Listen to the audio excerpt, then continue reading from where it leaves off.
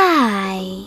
In front of me is Samsung Galaxy A03 and today I would like to show you how you can add audio or video file to text message on this device.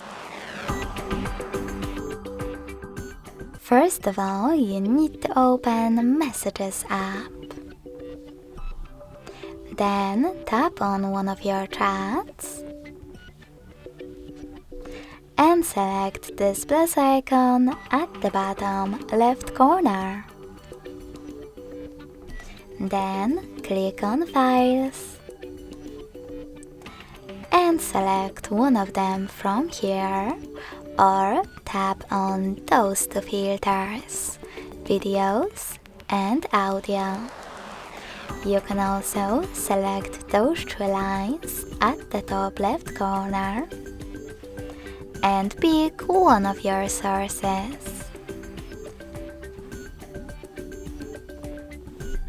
When you're ready, just hold your file that you wish to add and tap on Select at the top right corner. So when I do that, as you can see, my file was successfully added. Thanks so much for watching. If you enjoyed this video, leave a like, comment and subscribe. Bye!